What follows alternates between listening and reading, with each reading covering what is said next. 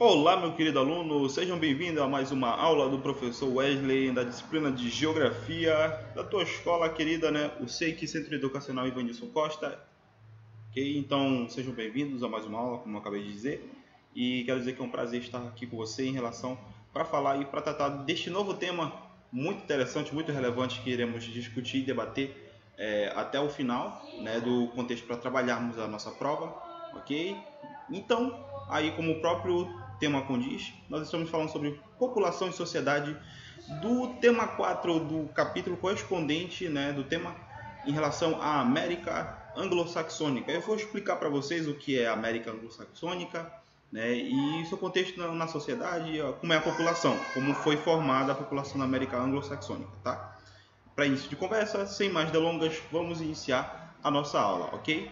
América anglo-saxônica, tema 4, viu, gente, do teu livro didático. Quem tem o livro didático pode pegar lá e pode abrir para podermos fazer as nossas atividades, ok? População e sociedade, fechou. Vamos lá. América anglo-saxônica, ou também mais conhecida por nós como América do Norte, tá bom? Vocês estão vendo aqui ao lado, ok? O continente americano. Pessoal, esse capítulo correspondente está na página 104, ok?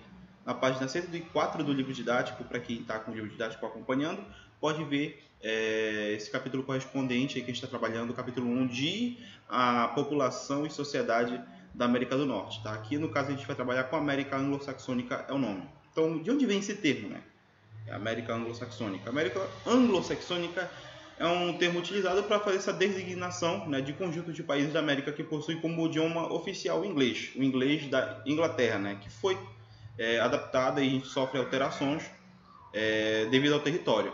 Em relação a isso, a oposição à América Latina, que constitui os países de colonização portuguesa, francesa, espanhola e assim possui a sua língua oficial latino-americana, tá bom? Aí então a gente vê aí no território americano, né, como a gente já estudou em algumas aulas anteriores, tu já viu no sétimo ano, eu pude te introjetar esse contexto, mas aqui no continente americano nós tivemos adaptações, né, dessas variações linguísticas dos países que vieram lá da Europa, né? Tanto é que, exemplo dele, o português que é falado aqui no Brasil é diferente do português de Portugal, né? Até os termos, as gírias, alguns verbos, né, advérbios, enfim, é diferente, né? E assim como da mesma forma que se dá aqui na América Latina, se dá na América anglo-saxônica. Então, tipo, quando a gente está falando sobre a América Latina, eu estou me remetendo aos países que falam o castelhano, que falam o português, tá? Os países hispano-americanos, tá bom? Latino-americanos. Aí, quando eu estou me referindo apenas à América do Norte, que fala o idioma, no caso aí, originalizado pelo inglês, eu estou falando sobre a América anglo-saxônica. Então, como tu pode ver aqui, né, subdivisão territorial, ok? Aqui da região, né, da América, onde é falado, onde são os países, né, da América anglo-saxônica, são esses apenas. Aqui tu vê uma delimitação de uma linha, né? E daqui para baixo é América Latina, tá bom? E inclui o México, né, do México para América do Sul, ok? Sem mais delongas, era isso, né? Se for aparecer na prova alguma coisa que corresponda ao que o que é América anglo-saxônica, porque é denominada assim, tu vai referir-se a os países que têm como originalidade o idioma inglês. Tanto é, pessoal, que o inglês que é falado lá na Inglaterra, ele é diferente do inglês que é falado lá nos Estados Unidos, tá bom? Então a gente precisa conciliar. Seria a mesma coisa, tipo, de um inglês, né, de um inglês da Inglaterra estiver falando com um americano, né? Vai ter ali um choque em relação à variabilidade linguística, porque os mesmos, né, sofrem, né, algumas alterações aí na linguística, tá? Sem mais delongas, vamos prosseguir, ok? Estados Unidos da América. A gente vai começar a falar, pessoal, dos países, né, que estão, né, no contexto, nós estamos falando apenas sobre a América anglo-saxônica. A gente vai ver o tema 4, a gente só vai ver a América Latina lá para o tema 5, que no caso aí só vai falar depois, né, das férias de vocês, lá para agosto, tá bom? Então, mas só que a gente vai finalizar, já fechamos aqui, ok? O nosso conteúdo, tá bom? Então, Estados Unidos, como é a população estadunidense? A população absoluta, né, dos Estados Unidos, e esses dados, pessoal, eles são dados antigos já, tá? 325 milhões, tá? Milhões, 325,7 milhões de pessoas, né, é a população absoluta. O que é a população absoluta? Né? Como o próprio nome diz, é tipo a população total de um determinado local, pode ser de uma cidade, pode ser de um estado, e a gente está falando dos Estados Unidos em relação a um país, é um estado-nação.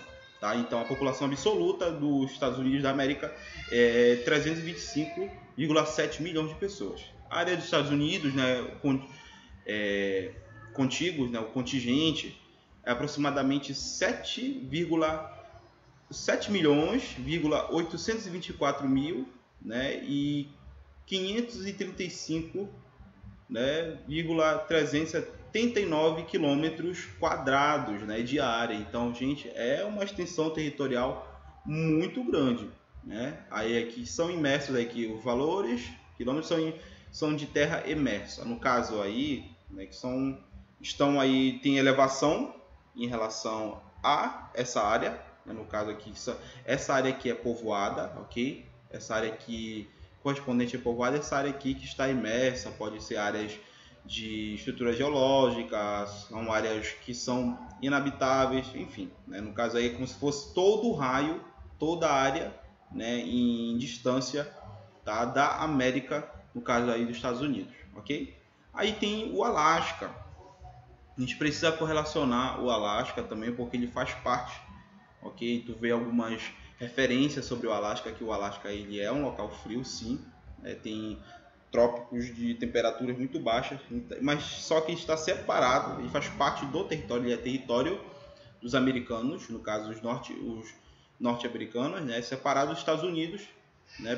Pelo Canadá. Então, tipo, há uma confluência entre o Canadá e os Estados Unidos. O Alasca fica entre essa limitação, né? É o maior estado, no caso aí, é o maior estado com 1.529.887, né, aí quilômetros quadrados. Aí tem esse valor aqui correspondente, né, pode associar, é muito grande a extensão territorial, né, do Alasca.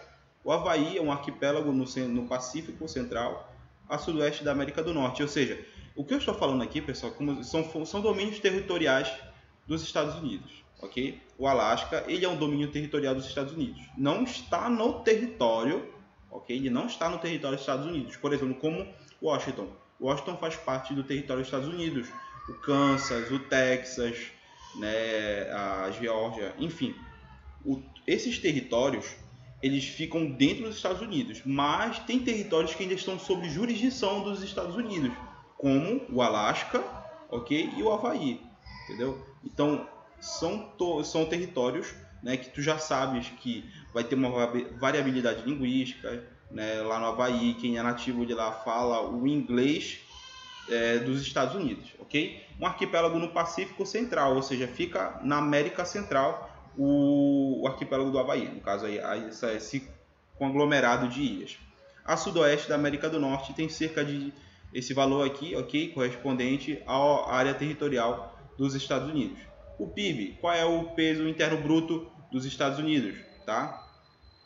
20,54 trilhões, tá bom? É o peso arrecadado, segundo os últimos dados de 2018, tá bom? É o valor arrecadado por ano, ok?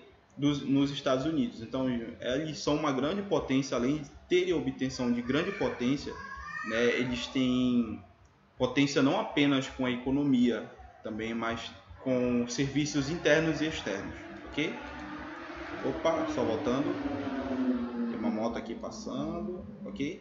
Tá bom, pessoal. Esse aqui é o território, tá, dos Estados Unidos. Okay? Os Estados Unidos, como vocês viram nas aulas de história, os Estados Unidos é aquela situação, né, de 13 colônias que conseguiram obter sua independência, tá? E tu vê muitas áreas, dimensões territoriais. No caso aqui, pessoal, isso aqui não são cidades, são estados, tá? São estados que muitos estados têm a sua autonomia constitucional, né? Por isso que muitas pessoas falam que, por exemplo, querem tentar, pensam, por exemplo, no porte de armas aqui dentro do Brasil, né? Que querem copiar o modelo americano. Só que tá, né? Tipo, a situação dos Estados Unidos já é uma questão já que vem desde o período da Constituição, e a Constituição dos Estados Unidos é apenas uma, gente, nunca mudou. Enquanto no Brasil já mudaram, né, cerca de 8 vezes já mudaram a Constituição brasileira.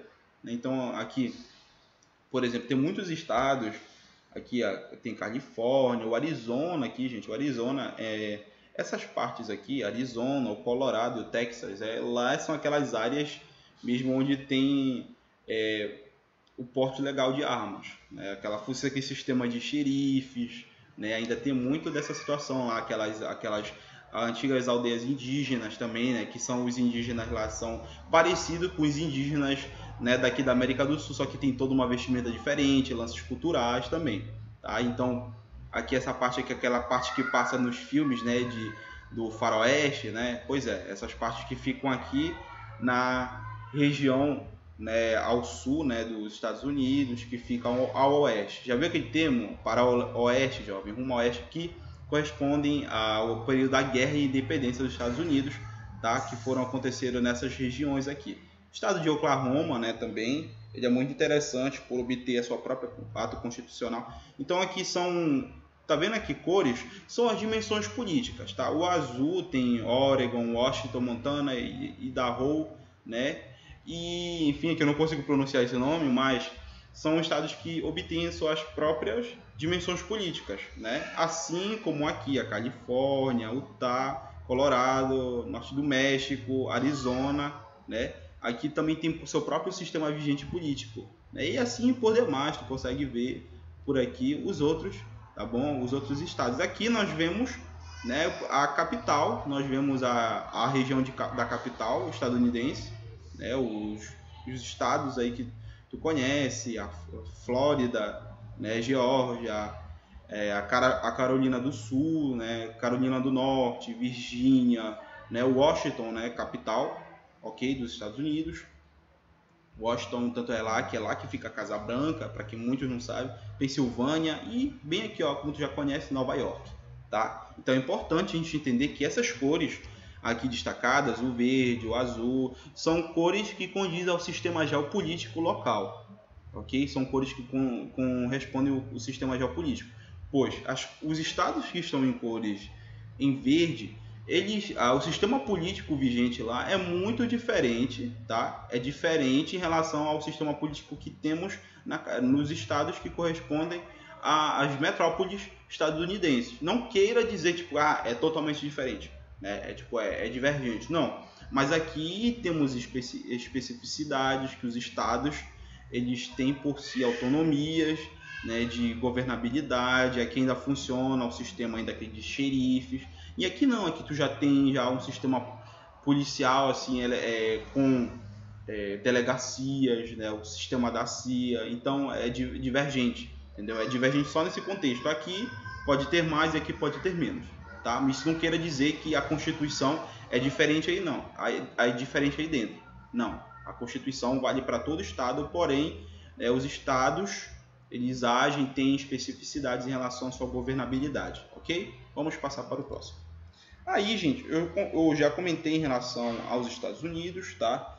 E eu vou comentar agora sobre o Canadá, tá? Porque ele está dentro da malha correspondente a esse território da América Anglo-Saxônica, tá bom? Então, os Estados Unidos e o Canadá, aí a gente pode referir como as principais potências, né, aqui do continente americano, tá bom? Então, aí, sobretudo, colocando a América do Norte, Central e no Sul, né, os países destaques são o Canadá, né, e os Estados Unidos. Os Estados Unidos têm uma elevação por eles serem potências econômicas mundiais, tá? Então, tipo, os Estados Unidos, além de ter a arrecadação, né, que a gente conseguiu ver agorinha, o PIB, tá, do país, né, mas ele consegue fazer essa arrecadação por ter muitas empresas, né, espalhadas pelo mundo. Só que é diferente em relação ao seu IDH, que a gente vai ver num próximo vídeo. Porque na questão do Canadá, o Canadá ele tem uma diversidade em relação aos Estados Unidos. O Canadá, já adiantando um pouco, né, que eu vou continuar isso no próximo vídeo, ele é superior em relação aos Estados Unidos no contexto do índice de desenvolvimento humano, tá bom? Então no próximo vídeo eu vou falar com mais exatidão para vocês tá? O contexto do país Canadá.